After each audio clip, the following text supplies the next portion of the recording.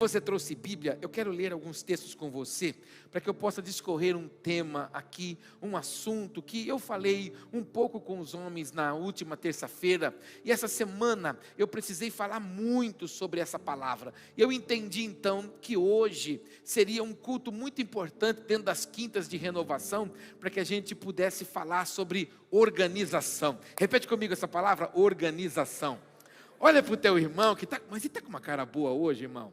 Não, dá uma olhada para esse irmão, veja que cara boa que ele está hoje. Isso, diga para ele, nosso Deus é um Deus organizado. Diga, o nosso Deus ama a organização.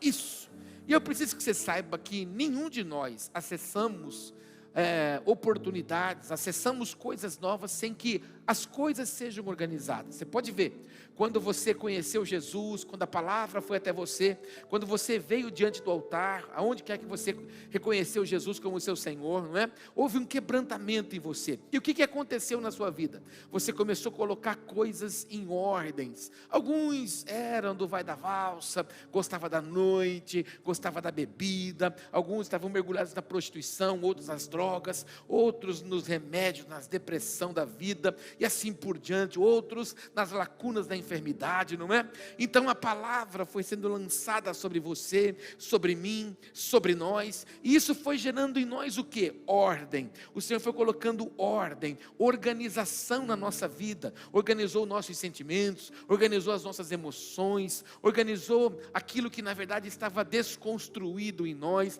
a nossa fé, a nossa esperança, a nossa convicção, nos fez ficar firmados com os pés na rocha. É assim, e a partir daí Deus começou a fazer o quê? Liberar coisas sobre mim, sobre você. Mas infelizmente há um grupo de pessoas que talvez você conheça, que às vezes acham que ela tem que participar de um culto. Às vezes ela quer que a gente faça um culto específico. Tem gente que acha, por exemplo, que um casamento com problema, participando de um culto com casais, resolve o casamento. Não, ou participando de uma aula do Casados para Sempre, coloca tudo em ordem. Não, é um processo, é um ciclo. Assim como, por exemplo, a nossa conversão é uma decisão. Você precisa entender que cura é um processo. Repete comigo, cura é um processo. Eu não sei se você já machucou um dia, você já caiu, já ralou, e depois saiu aquela casquinha aí, para que aquela casca você pudesse tratar, ela tinha que ser tirada, para você colocar o medicamento. Essa geração mimimi, que nós estamos vivendo agora, nos anos 2000 para frente, é uma geração que não sabe o que é mentiolate, não sabe o que é violeta, ninguém sabe o que é andar escorrido de violeta, ninguém sabe o que é chegar na escola e aquela verga de violeta na perna, porque a nossa mãe quase que derrubava o vidrinho. Minha mãe está me assistindo agora, mas ela passava o vidrinho e aquela verga descia, escorria, e aquilo, a violeta para sair do corpo demorava uns 15 dias, irmão. O mertiolate daquela época, o bicho tinha cor, não era incolor como agora. Minha mãe soprava, eu pegava uma tampa de panela e ficava soprando, e eu tive sempre uns problemas. Gordo é complicado, né, irmão? Assa tudo, né? Então, eu tive uns probleminhas que era chamado por aí de cobreiro. Alguém já conhece essa praga, irmão? Alergia na pele para os mais frescos. Mas muito bem, cobreiro. E aí me falaram que esse cobreiro para sarar tinha que circular com caneta Bic. Eu vivia parecendo um tabuleiro de dama, irmão. Jesus amado, eu vivia marcado de tanto bicho que me pegava. Era um negócio maluco, não é? É um negócio estrondoso, um negócio. Então, uma geração que não sabe muito bem o que é esse tipo de sofrimento. Mas você sabe que quando você se machucava, eu contei tudo isso para falar do metiolato. Olha só que coisa, né, irmão? Mas essa geração não sabe, por exemplo, o que é ser tratado nesse lugar. E uma ferida, ela só vai ser cicatrizada se você arranca a casca, se você toca num lugar. Assim como as nossas emoções. Se você não tocar no lugar que dói, não há cura. Se você não tocar no lugar que te oprime, não tem como ser tratado. Infelizmente, é onde muitas pessoas fecham a porta do casulo. É onde as pessoas, na verdade, maculam a sua dor. E elas arrotam uma santidade, ou quando não, dizem para tudo, para todos e para tudo, está tudo bem. E não está doendo. E a gente precisa reconhecer que dói. Mas para que a cura possa vir, a gente tem que cavocar aquele lugar. Então é necessário que a gente compreenda que para que o fluir de Deus venha sobre nós, tudo precisa estar em ordem. Repete comigo, tudo precisa estar em ordem.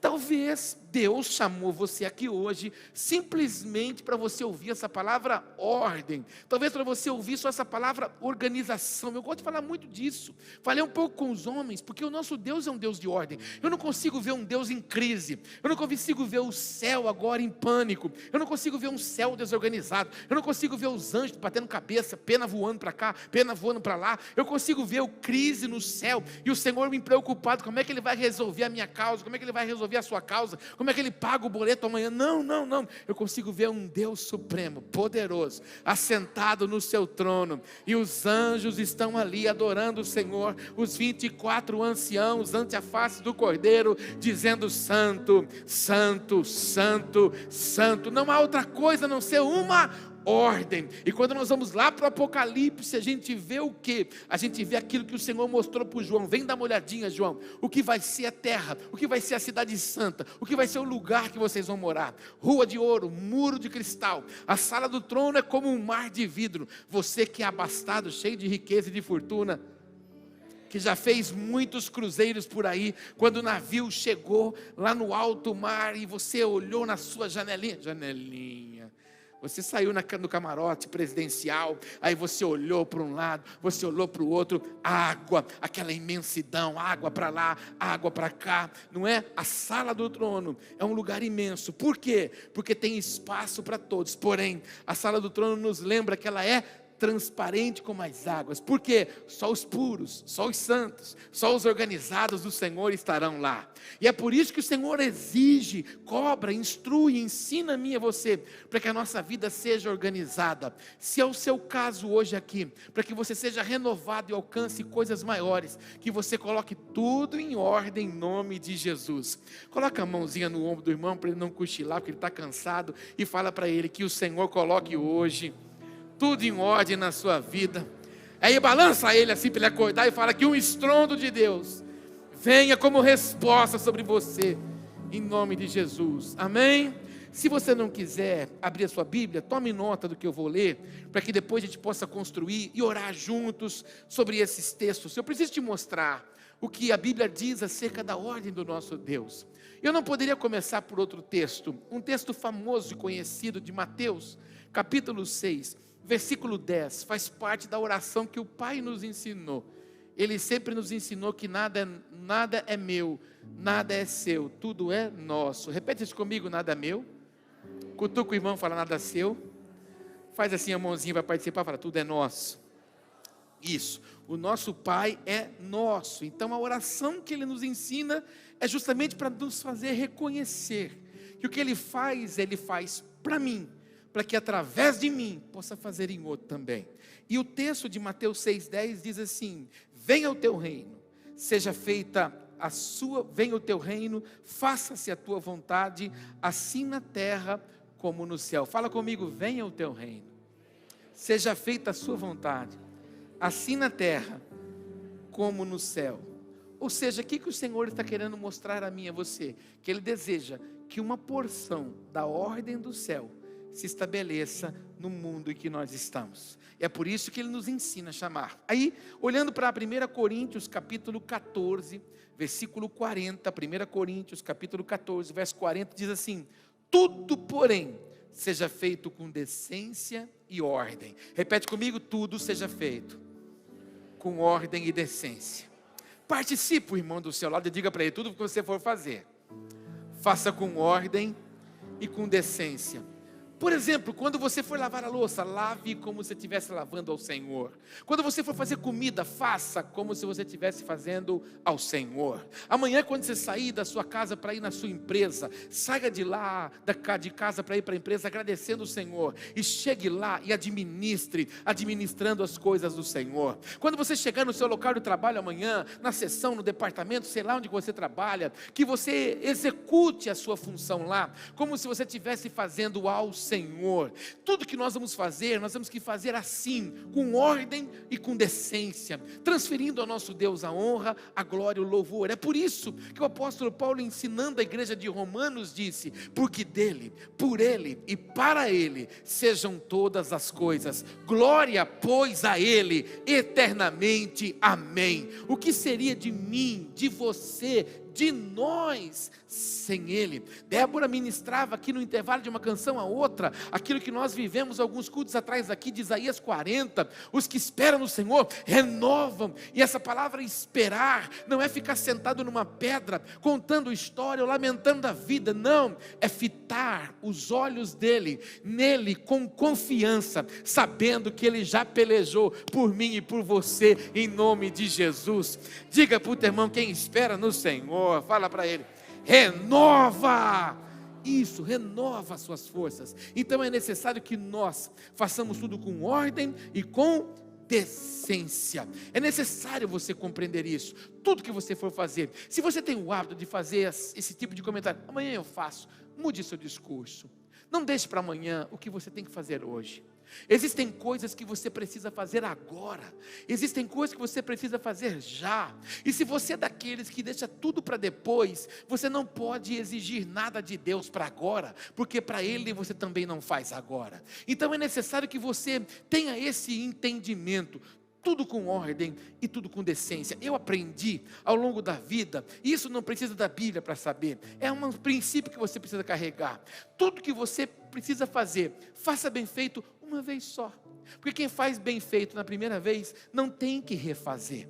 Há muita gente que vive cansado, muita gente que vive estressada, muitas pessoas, escute o que eu vou dizer, existem muitas pessoas que pagam horas extras nas empresas que trabalham, não porque tem trabalho demais, mas porque as pessoas que estão executando lá, não fazem adequado na primeira vez, e porque não faz adequado na primeira vez, tem que ficar refazendo. Isso rouba tempo. Que o nosso adversário não roube o seu tempo, mas que você faça tudo com ordem e com decência ao nosso Deus, amém? Próximo texto, Lucas capítulo 14, versículo 28, diz assim, olha que texto lindo: pois qual de vós, querendo edificar uma torre, não se assenta primeiro a fazer as contas dos gastos, para ver se tem com que se acabar? Vou ler nessa versão que está aqui, Lucas 14, verso 28. A gente já vai projetá-la aqui na tela para você acompanhar comigo. Lucas 14, verso 28. Só a gente ajustar, que eu fiz uma mudança na nossa versão, e a gente já vai corrigir. Lucas 14, verso 28, ela vai projetar já aí, a gente já vai ler juntos. Eu queria que você lesse esse texto, porque ele é usual, mas muitas vezes a gente acaba se esquecendo. E tem muita gente que se equivoca muito na vida, e principalmente em propósitos que falam com o Senhor. Está aqui, ó. Qual de vocês que quiser construir uma torre, primeiro não se assenta e calcula o preço, para ver se tem dinheiro suficiente para completá-la? Por exemplo, você está construindo uma casa maravilhosa, e para você construir aquela casa, você precisa fazer o quê? Um orçamento de tudo. E normalmente, mesmo fazendo o orçamento de tudo, qual é a palavra no final? Ai meu Deus, não vai dar. Por quê? Porque a gente acaba extrapolando um pouquinho. Mas é necessário que você sente e você faça conta, que você organize. É igual aquelas pessoas que têm dificuldade de controlar gastos. E aí, ela precisa jogar em alguém. Normalmente é no Satanás. A pessoa vai, compra demais, aí ela procura a gente para tomar conselho. Aí ela fala: pastor, eu preciso que você olhe por mim. Aí você pergunta: o que está vendo? Satanás está agindo. Aí você fala: mas que está agindo de que jeito, irmão? É porque o Satanás entrou lá em casa, e tudo que a gente ganha, a gente não consegue pagar nossas contas. Aí você senta com ela e você fala: vamos fazer um planejamento das finanças. Quanto é que você ganha? 25 mil. Fala para o teu irmão, recebe essa palavra, fala para ele. Mas aí, ele recebe 25 mil e gasta 32. Aí ele fala que é o Satanás, irmão. Não. O consumidor, o devorador é ele. Por quê? Porque compra o que não tem, compra o que não pode. E eu já falei disso aqui alguns cultos atrás, quando eu falei sobre a organização das finanças. Normalmente a gente quer comprar coisas para impactar pessoas que a gente nem conhece.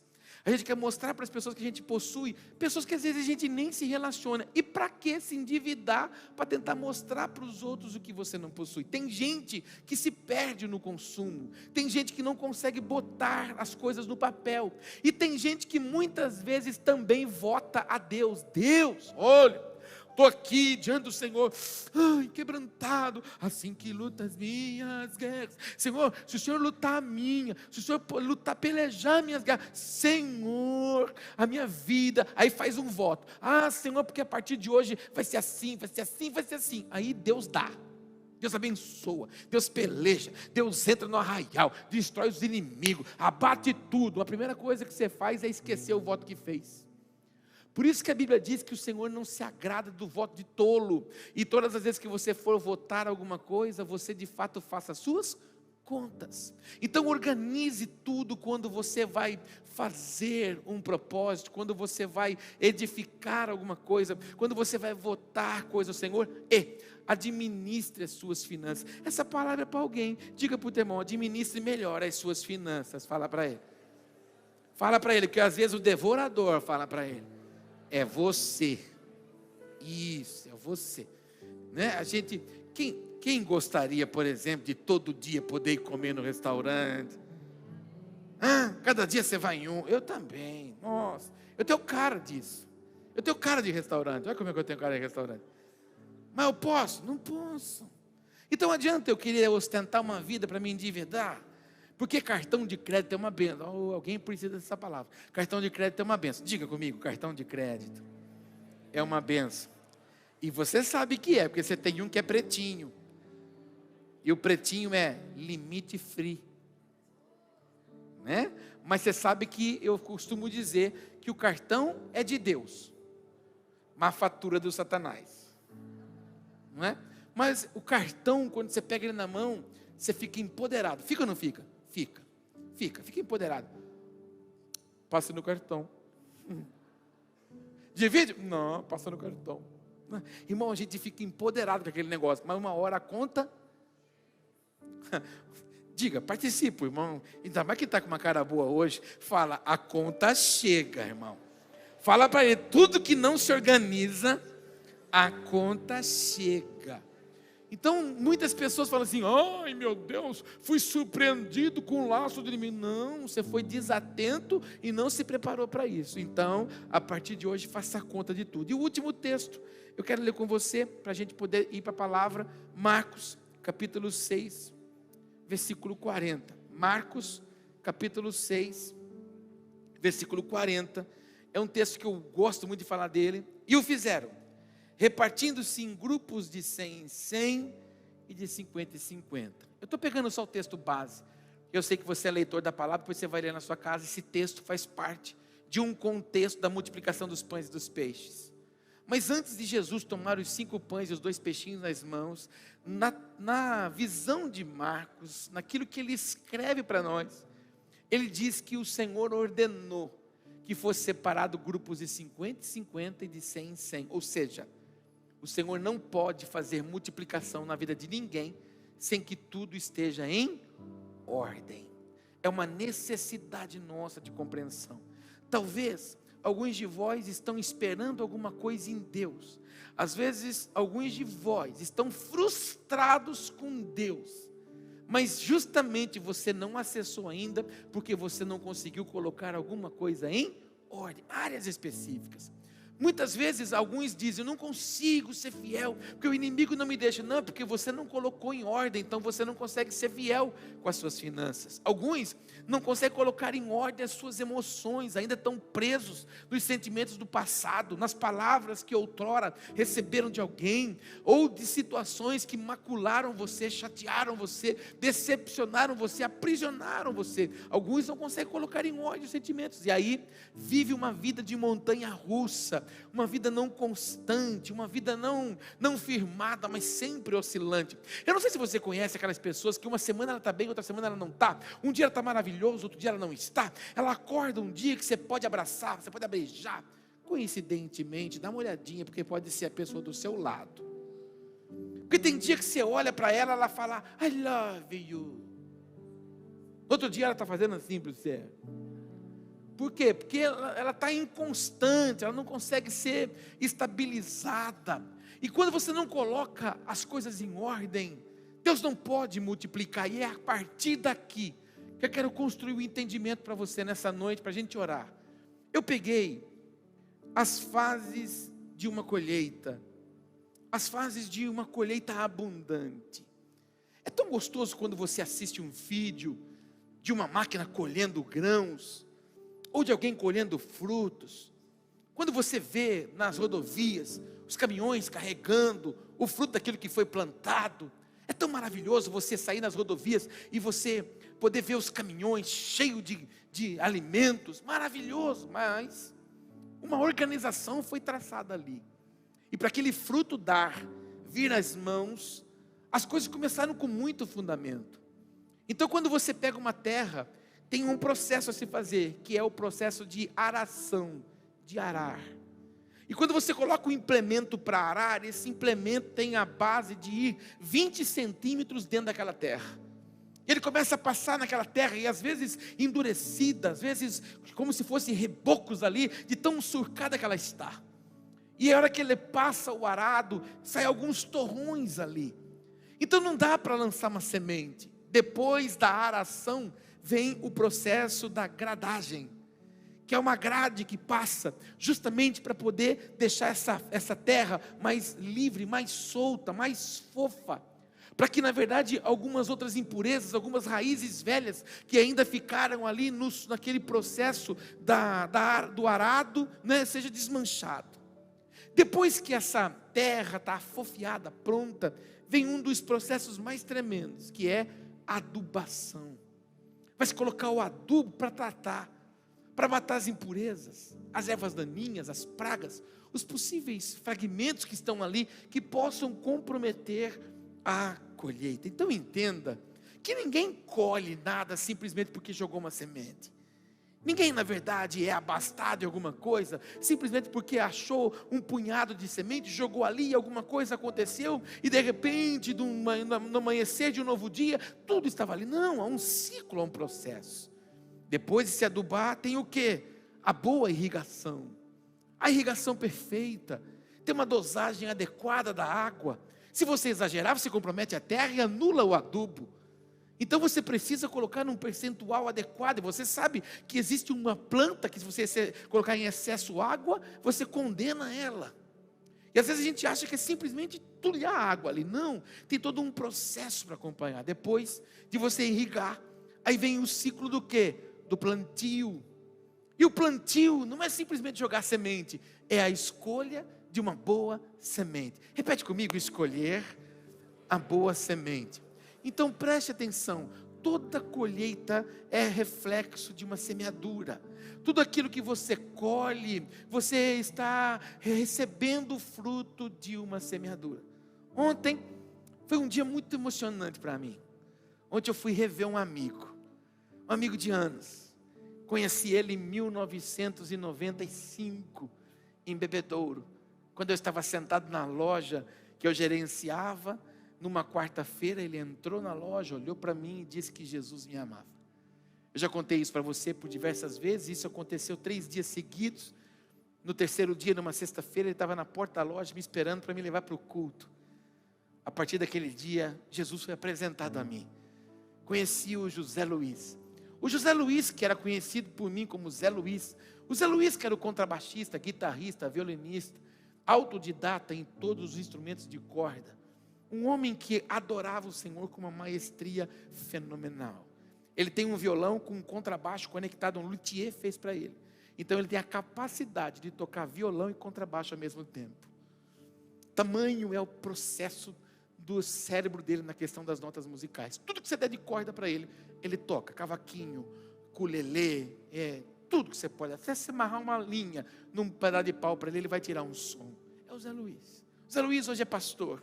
Zé Luiz é pastor numa cidade chamada Terra Roxa, bem no fundão ali, perto de Viradouro, Bebedouro.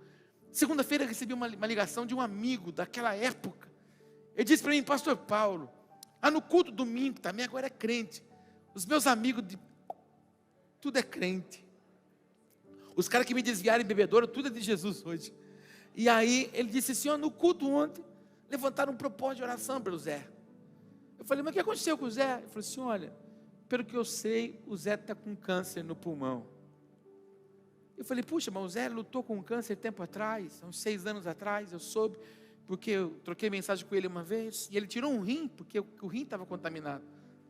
E ele teve alta médica depois de um tempo, que estava o corpo tranquilo, mas agora foi fazer uns exames, e ele está com câncer no pulmão. Mas eu recebi aquela notícia, mas sabe quando eu recebi aquela notícia com um desejo de estar lá? Sabe aquele desejo de você estar no lugar? Aí eu disse para o meu amigo, falei, querido, eu vou te retornar amanhã. Amanhã eu estou cheio de coisas, tenho culto de homens aqui, eu não consigo, mas vou ver se vou fazer de tudo para quarta-feira, dar um bate e volta. Eu falei, tá bom, eu aguardo uma ligação sua. E fui. O Dirceu organizou com ele, que é meu amigo lá, para que eu chegasse lá sem que ele soubesse. O Dirceu ia visitá-lo, não sabia que eu ia. Fizemos surpresa para ele. Oh, irmão, pensa que gostoso. A hora que ele chegou na casa dele, ele estava fazendo umas coisas na rua, ele chegou, o Dirceu deu um abraço dele, falou, vim aqui te ver, mas eu vim trazer um presente para você. Aí eu saí, falei, ô cara, sou eu que estou aqui, vim aqui te ver. A gente chorou, a gente se abraçou, falamos das coisas do reino, orei pelo Zé Luiz. E aí eu mandei uma mensagem para o Zé Luiz, falei, Zé, que bom te ver hoje. Como foi gostoso, cara. Fiz uma postagem nas minhas redes sociais. Aí, irmãos, hoje ele mandou uma mensagem para mim. Ele falou assim, Paulo, você não faz ideia do quanto eu chorei ontem por causa da sua vinda aqui. Como me fez lembrar o que você fez por nós. Olha só, irmão. Olha o que ele falou. O que fez lembrar o que você fez por nós. Porque no pior momento da minha vida, você foi uma mão que Deus enviou para nos abençoar. Irmãos, ele foi a pessoa que apresentou Jesus para mim, que me fez sair das trevas para a maravilhosa luz. Mas só pelo fato de um dia eu ter feito algo para ele, ele carrega uma gratidão eterna para comigo, irmão. Irmãos, é tão maravilhoso quando você pode rever as pessoas e você vê o quanto você marcou a vida dela e o quanto ela marcou a vida da gente. Meu Deus, que coisa maravilhosa, que lindo. Isso aqui que é isso? É resposta de uma semeadura.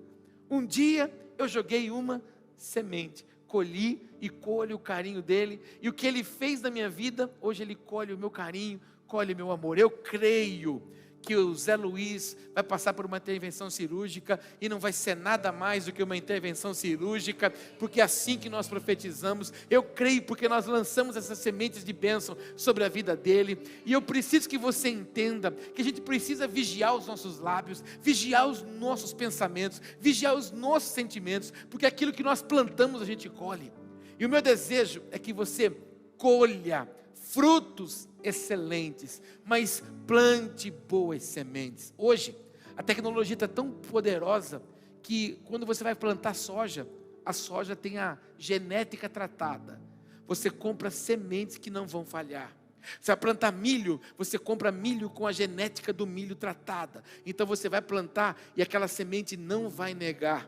Você imagina o que um filho de Deus como eu e você podemos fazer com boas sementes do céu na vida de tantas pessoas, e que você possa encontrar muita terra boa e você colha frutos excelentes em nome de Jesus. Olha para o teu irmão e diga, quero semear na sua vida, porque essa é uma terra boa. Lança a semente. Depois de você lançar a semente, tem alguns cuidados básicos. Tem que continuar lançando adubos, tem que continuar tirando as possíveis pragas que possam surgir ali, para que no próximo ciclo você possa colher coisas poderosas. Entenda que então toda uma colheita, que todo transbordo vem de uma sequência de ordens. E eu estou direcionado no Espírito hoje para ensinar você a colocar coisas em ordem na sua vida. Não deixa para amanhã. Se preciso for arrancar alguns sentimentos que te atormentavam, que te acusavam, principalmente do que você foi, muito bem, você foi, você fez, você agora é lavado e remido pelo sangue do Cordeiro. Nenhuma condenação há para os que estão em Cristo Jesus, que não andam segundo a carne, mas pelo Espírito, amém?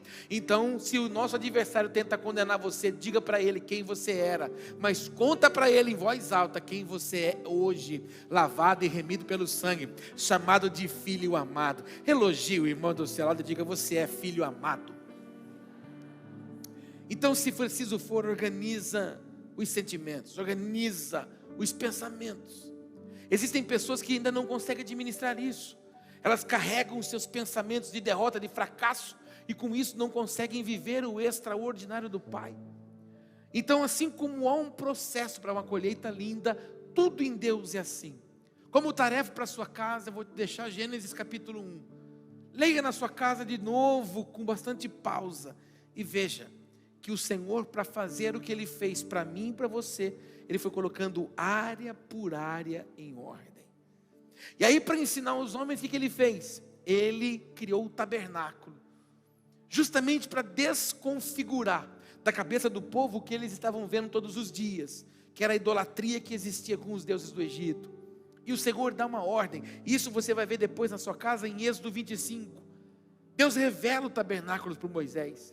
E além de revelar, Ele informa medida, cores, materiais, utensílios, forma de montar, desmontar e transportar.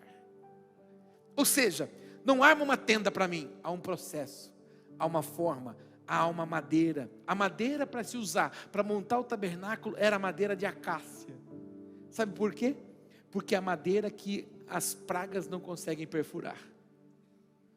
E era revestida, justamente para quê? Para que eles pudessem limpar todos os dias. Isso é uma alusão a mim e a você. Para transportar a glória de Deus, tem que limpar o utensílio todos os dias. Havia uma ordem no tabernáculo. Então há uma ordem para montar, há uma ordem para colocar o ornamento, há uma ordem para desmontar, e há uma ordem para transportar. Havia uma tribo específica só para transportar. Havia uma tribo específica para montar, e havia uma tribo específica para organizar. Nosso Deus é um Deus de ordem. Deus vai te abençoar muito quando tudo estiver em ordem. Olha para o teu irmão e diga isso: Deus vai te abençoar muito quando tudo estiver em ordem. Então coloque em ordem a sua vida, coloque em ordem a sua casa, coloque em ordem a sua família, coloque em ordem as suas finanças, coloque em ordem a sua vida profissional, coloque em ordem a sua vida social, coloque em ordem a sua vida sentimental.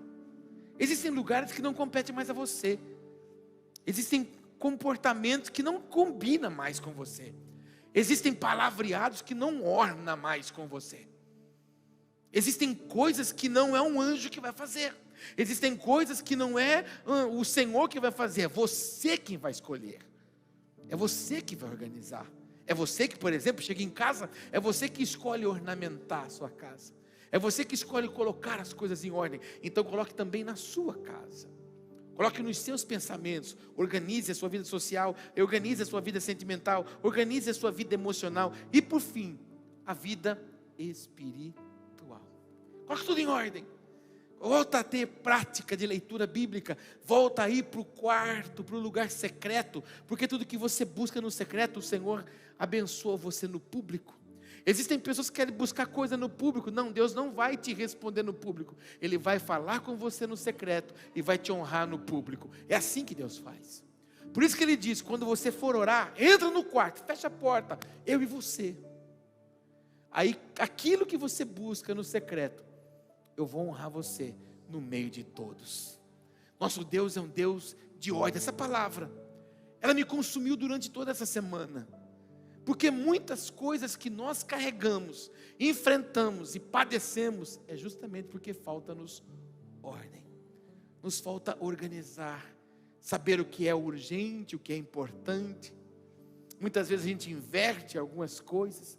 Outras vezes a gente não prioriza o que é reino, e a gente prioriza o que é nosso. E quando eu estava falando com um querido aqui agora, falei para ele, aí como é que está o trabalho? Meu Deus, estou exausto de tanto que trabalho. Eu falei para ele, lembra daquilo que você fez dias atrás? Mostrei para ele lugares que ele fez outro dia. Eu falei, isso é colheita daquilo que você plantou.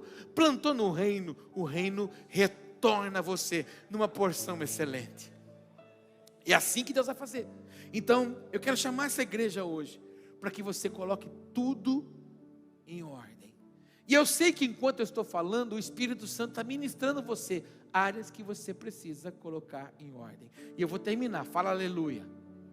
Muito cuidado com a porta que você fecha. Repete isso comigo, cuidado com a porta que fecha.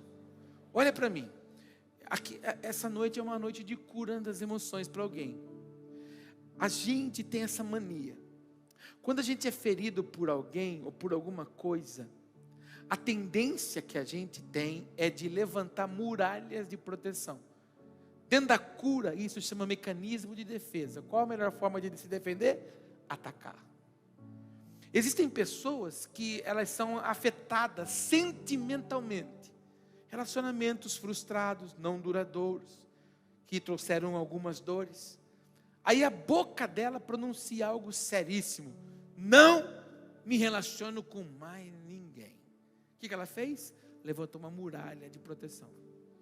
Então ela começa a julgar todas as pessoas que se aproximam dela com os mesmos traços daquela pessoa que a feriu, e ela começa a mapear. Então ela começa a se defender, ela fecha oportunidades. Ela teve alguns problemas na área profissional, então por causa daquele problema, no novo local que ela está, ela não cresce, porque ela acha que todos que estão em volta dela vão puxar o tapete igual aquele predador anterior fez. Querido, a sua vida é do Senhor. Se houver vergonha para você, para Deus é dupla honra.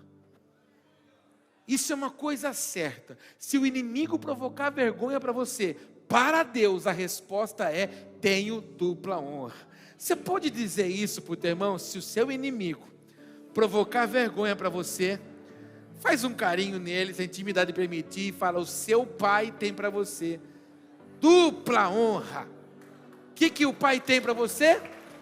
Dupla honra. E toma cuidado, porque às vezes você pede restituição do que você foi roubado, e você vai tomar restituição daquilo que o diabo roubou de você, e o Senhor não quer que você ore por restituição do que o diabo roubou. O Senhor quer que você apenas desfrute da honra dobrada que Ele tem para você, e não vai vir das mãos do diabo, vai vir das mãos do nosso Pai. A honra de Deus é para escancarar. Eu não sei se alguém está precisando dessa palavra, mas a honra de Deus é simplesmente para escancarar. A honra de Deus é para todo mundo ver. Leia, é assim que Deus faz. A honra de Deus é assim. Leia, está aqui, ó, essa é a honra.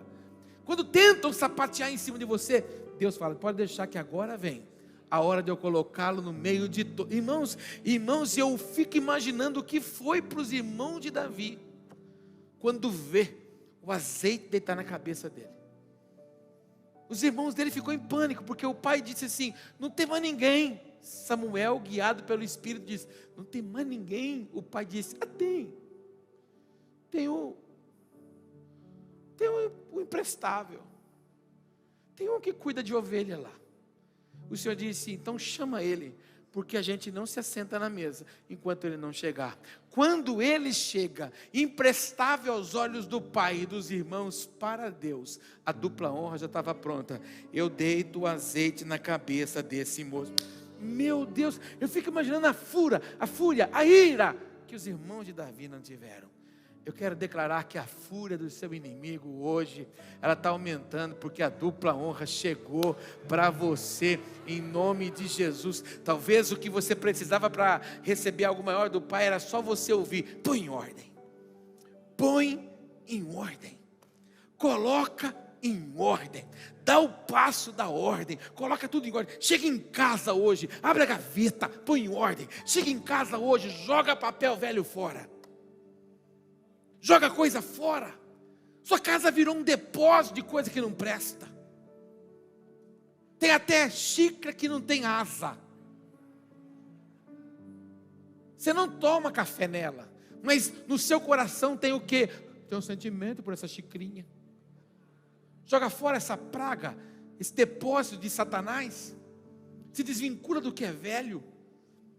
Talvez não é a xicarazinha, talvez não é o bulizinho, não é o pirizinho, não é o pratinho, é a cuquinha sua. E Quando você dorme, você deita naquele travesseiro de plumagens de ganso. Só você e o travesseiro de ganso sabe o que você fala. Você chora escondidinho. Quando entra no banheiro para tomar banho, chora escondidinho, reclamando da vida, lamentando das dores, lamentando dos fracassos. Fica livre disso. Esse sentimento vai trazer o que para você? Nada. Vai te impulsionar para onde? Nada, pelo contrário, vai te manter atado. E Deus não habita em lugar de desordem. Deus habita em lugar de ordem. Que Ele te encontre hoje com o coração organizado, com as emoções organizadas, com os pensamentos organizados. Irmãos, Romanos 12 diz isso: renova, organiza, metanoia, transforma. Para de pensar como retrógrado, para de pensar como religioso, sai do casulo, sai desse mundinho que você gerou. E eu já contei isso aqui para você, vou terminar, fala aleluia assim agora. Me ajuda, fala aleluia que assim eu acabo. Mas tem gente que gosta de catar o baby. É o baby da desculpa. Sabe o que acontece? Não dá certo, porque aqui, né? Tem que dar chuquinha, tá mais chuquinha. E quando você não vê o baby da justificativa, ele quer fazer o favor de mostrar para você. Ele dá uns tapas na bunda do baby da desculpa para chorar, para você ver. Tem gente que gosta de escora. Tem gente que gosta de arrumar justificativa. Tem gente que gosta de ser chamado de, ai, tadinho.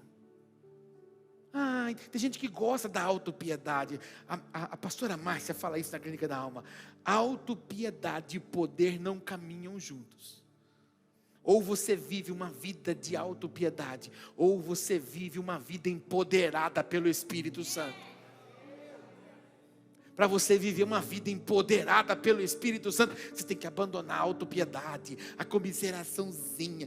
Porque tudo acontece comigo. Não, aconteceu comigo, mas todas as coisas cooperam para o bem. Até o que dá certo, aquilo que não dá, aquilo que dói, aquilo que não dói. O Senhor, Ele está no controle de todas as coisas. Então, Ele vai fazer acontecer e vai para frente.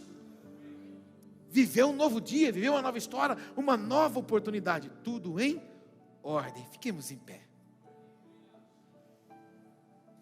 Fala para o teu irmão, que esse irmão está com a cara boa hoje. Fala para ele, tudo depende de você. Fala, se você quiser colocar em ordem, fala para ele. É você que vai colocar. Existem coisas que não é o pastor.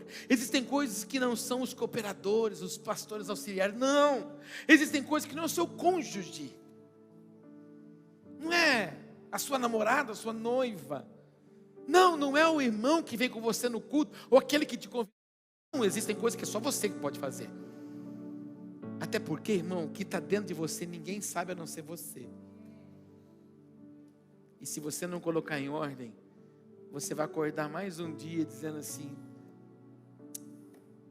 E nós aprendemos aqui no início do segundo semestre, que os céus estão abertos para coisas novas, extraordinárias. Bota a mão no peito assim. Fecha os olhos um pouquinho. Esquece do irmão que está do seu lado. Pai, eu oro com os meus amigos. Eu oro com os meus irmãos. E nós meditamos hoje, Pai, no ciclo do cultivo. Para que uma colheita seja boa. Para que uma colheita seja, Pai, vistosa. É necessário arar. É necessário passar a grade, adubar, irrigar, plantar uma boa semente, ter todos os cuidados básicos, e aí sim, Senhor, nós vamos colher abundantemente. Há um ciclo de ordem, assim como foi na construção do tabernáculo, tudo o Senhor colocou em ordem. Pai, eu ministro os meus amigos, eu ministro os meus irmãos, eu ministro os filhos desta casa, para que esta palavra seja uma verdade real sobre nós. Nós sabemos o que precisamos colocar em ordem, sejam os nossos sentimentos, as nossas emoções, o nosso coração, a nossa vida social, a nossa vida profissional, a nossa vida espiritual, e ouso dizer, a nossa vida ministerial. Senhor, nós colocamos tudo em ordem, para que o fluir seja como um rio do Senhor, um rio de água viva, para que essa água, onde ela passa, ela toque, ela cura, para que o Senhor possa entrar nesta casa, no nosso coração, fazer morada e estabelecer os teus propósitos, os teus anseios.